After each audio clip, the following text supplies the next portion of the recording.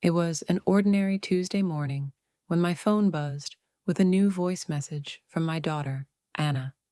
I smiled as I saw her name. She had moved out 2 years ago after marrying Daniel, a gentle, soft-spoken man who adored her. Since then, she sent me messages almost every week. Updates about work, recipes she tried, or just small talk about her day. But this message, it was different. The preview showed only, "You won't believe what happened last night." Curious, I tapped play while making my morning coffee. Anna's voice filled the kitchen, soft, trembling, and emotional. But within seconds, my heart froze. She wasn't talking to me, she was talking to him. "I didn't mean to cry in front of your mom, but she said something that really broke me." Anna's voice whispered, "I feel like she still doesn't think I'm enough for you, Daniel." The cup slipped slightly from my hand. Why was she saying that? I never meant to make her feel that way. I replayed the message again, slower this time, letting every word sink deep into my chest. "I know she tries," Anna continued, "but sometimes her silence hurts more than words." Yesterday, when I told her about our plans to move to another city, she just smiled politely. No congratulations, no questions, just quiet disappointment. I remembered that moment vividly.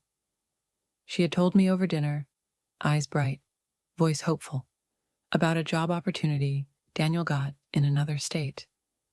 I had smiled, yes, but said little, because inside I wasn't ready to let her go again. It wasn't disappointment, it was heartbreak. But she saw it differently. As the message ended with a soft sigh, I felt something inside me crumble. Sometimes love, when unspoken, can sound like disapproval, and I, unknowingly, had made my daughter feel unloved. All morning, I couldn't focus on anything. The house felt too quiet, the ticking clock too loud. Every sound reminded me of the distance between us, not the miles, but the misunderstandings that had built up since her wedding day. When Anna was little, she would run to me for every scraped knee, every bad dream. I knew how to comfort her then. But as she grew, my words started failing. I thought silence showed respect for her independence. Maybe she saw it as coldness. That night, I sat on the couch, staring at an old photo album. There was Anna, 5 years old, in a pink tutu. Another picture, her graduation day, beaming with pride. And the last one, her wedding, where I smiled but cried inside, knowing she was no longer just mine. Now she thought I didn't care, and the realization stung more than I could express. I decided to call her. Maybe I could gently clear things up. But when I dialed, the call went straight to voicemail. "Hey, Mom. I'm at work. I'll call you later," her recorded voice chirped. I hung up, unsure what to say, even if she had answered. How do you tell your daughter you accidentally heard her most vulnerable confession, one not meant for you? I drafted a message several times. "Sweetheart, I miss you." Deleted. Too vague. "Got your message by mistake." Deleted again. Too awkward. "Can we talk?"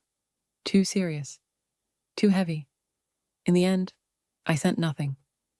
Sometimes mothers hesitate, afraid that any word might push their child further away. That night, I whispered a prayer, not for forgiveness, but for a second chance to understand her heart. When my husband, Mark, came home from work, I told him everything. He listened quietly, his brow furrowing as I replayed Anna's message for him. When it ended, he sighed. "You know, she's always been sensitive, love. Maybe she just misread your silence. Or maybe," I said softly, "I've become harder to read." Mark smiled faintly, taking my hand. You've always loved her fiercely. Maybe too fiercely. You hold back words because you're scared they'll sound like control. He was right. I'd grown up in a household where love was practical. Meals cooked, clothes washed, bills paid. Words weren't necessary. But Anna, she was born into a different world. A world that thrived on reassurance, expression, emotion. And somehow, in trying not to smother her, I'd starved her heart of warmth. The next weekend, Anna came home, unannounced. I was folding laundry when the doorbell rang, and there she was, holding a small basket of muffins. "Surprise, Mom," she smiled. "Thought I'd drop by." For a second, I just stared. She looked radiant, calm, mature, but her eyes carried that same guarded distance I'd heard in the message. We talked about small things first: her job, Daniel's promotion, the new apartment they were looking at. I laughed and nodded at all the right moments, but inside I was searching for the right time, the right door, to open my heart. Over lunch, she mentioned, "We're moving next month." I forced a smile. "That's wonderful, dear. You'll both do great." She nodded politely, but the air between us thickened with unspoken things. I wanted to say, "I'll miss you more than words can hold." But I only said, "Don't forget to pack your warm coats." When she was leaving that afternoon, she hugged me briefly, the kind of hug polite guests give, not the bone-crushing, heart-to-heart hug I used to know. "Thanks for lunch, Mom," she said softly. I nodded, pretending not to notice how my hands trembled as I closed the door behind her. Later, while cleaning the table, I saw she had forgotten her scarf, a soft lavender one I'd knitted her last winter. I held it close, breathing in her perfume, and tears blurred my eyes. That scarf, she had once said it made her feel wrapped in home. Now it lay forgotten on the chair. And I wondered, when did my home stop feeling like hers? That night, I decided to do something I hadn't done in years. I wrote her a letter, not a text, not a call, but an honest, handwritten letter. "My dearest Anna, I heard something I wasn't meant to hear. A message you sent to Daniel." At first, I felt ashamed for listening, but then I realized maybe it wasn't an accident. Maybe it was something I needed to hear. "You said my silence hurt you. You were right. It wasn't that I didn't care. It's that I cared too much and didn't know how to say it. When I smiled quietly at your news, it wasn't disappointment. It was my heart breaking at the thought of missing you again. I may not always show love the way you understand it, but you are, and will always be, the best part of my world." I sealed the letter and placed it beside her forgotten scarf. Maybe, when she returned for it, she'd find both and understand. 2 days later, there was another knock at the door. Anna stood there, scarf in hand, eyes glistening. "You left this for me," she said, holding up the letter. I nodded silently, my heart pounding. "I didn't mean for you to hear that message," she whispered. "It was stupid of me." "No," I said softly. "Maybe I was meant to." Her lips quivered. I didn't know how to tell you I felt distant. Every time I tried, I thought I'd sound ungrateful. And I didn't know how to tell you I was scared of losing you," I replied. We stood there for a long moment, two women bound by love, yet divided by pride, before she stepped forward and hugged me tightly. This time, it wasn't polite. It was raw, real, trembling. "I missed you, Mom," she whispered. "I never stopped missing you," I said. That evening, we sat together by the window, sharing tea like we used to. She talked about her fears, moving away, starting fresh, feeling like she was leaving me behind. I listened, not as a mother correcting, but as a friend understanding. When she finished, I said quietly, "You're not leaving me, Anna. You're expanding my world. Every city you live in becomes a part of me, too." She smiled through tears. "That's beautiful, Mom." Then she took out her phone. "Can I record something?" For Daniel, I laughed. "Go ahead." She pressed record and said, "Daniel, Mom made tea again, the kind you love." And for the record, she's still the best cook in the family. We both burst into laughter. But later that night, after she left, I received a voice message again. From her. I pressed play, and this time her voice wasn't trembling. "Mom, that message earlier, it wasn't meant for Daniel. It was for you. I wanted you to know how much I needed this day. Thank you for hearing me." Tears streamed down my cheeks. Sometimes, the voice that breaks your heart is also the one that heals it. After Anna left that night, the house fell silent again. But this time, the silence didn't ache.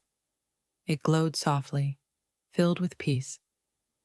For the first time in years, I felt seen, understood.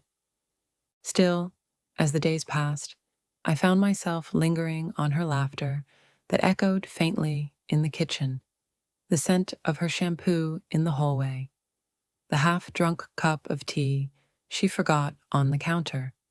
She was moving next week, and though my heart resisted, I knew I had to let her go. This time with blessing, not fear. I took out a small wooden box from my dresser.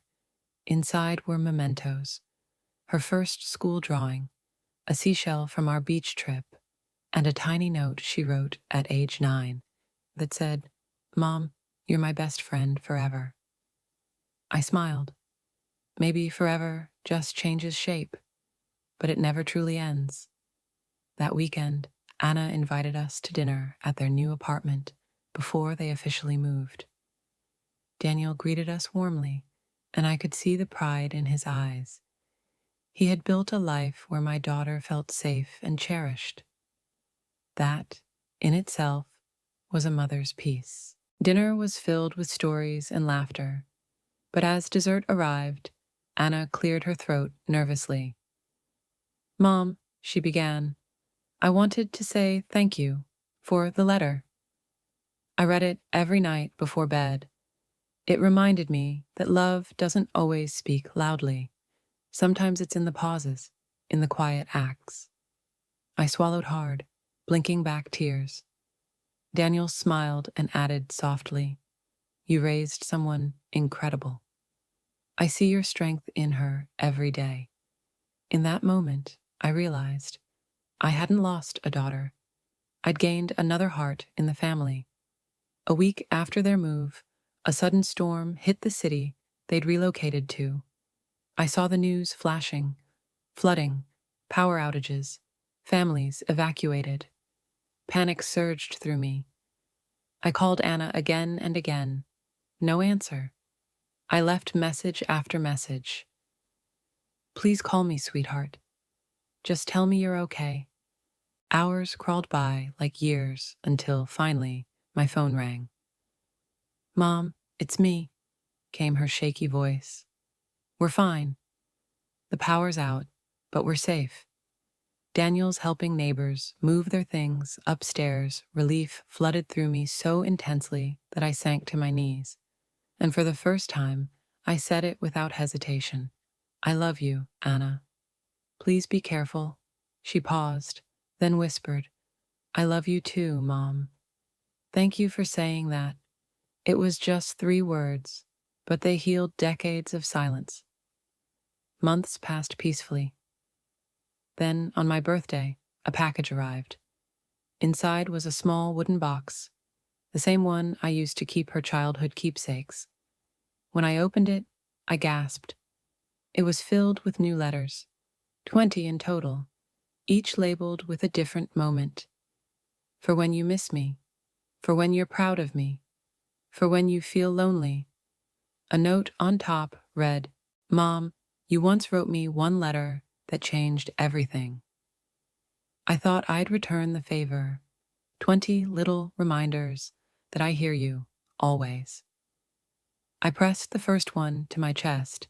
It said, for when you feel lonely, remember, your love built a home inside me. I carry it wherever I go. I cried quietly that night. Not from sadness, but gratitude. I began writing to her again. Not letters this time, but voice messages. Every morning, while watering my plants or cooking breakfast, I'd send her small updates. Your rosebush bloomed again. I tried that soup recipe. Daniel's right, it's delicious. And every night, she'd reply with laughter, stories, or simple words. Miss you, Mom. Those little pings became the thread that stitched our hearts closer than ever before. Neighbors started noticing, too. You sound lighter these days, one said, and I smiled, maybe because I finally learned how to speak my love. One morning, while I was hanging laundry, I heard footsteps in the yard. Before I could turn, a familiar voice called, Mom. Anna stood there, glowing, radiant, and very much home. She rushed to hug me, laughing as she said, We had a long weekend. I couldn't resist coming back. It felt like sunshine after a long winter. We spent the day baking, reminiscing, and sharing secrets, things we'd never said before. She told me about her fears of starting a family, her worries about balancing work and love. I listened, holding her hand, realizing how much she'd grown, and how much I had too. That night, as she slept in her old room, I peeked in. The same peaceful face from her childhood lay there, and I whispered, You'll always be my little girl.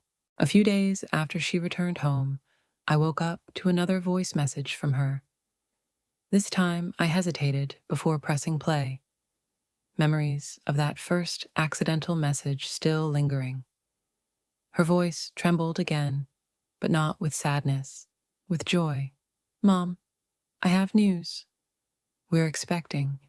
You're going to be a grandmother. The world around me stilled. I sat down, tears spilling freely.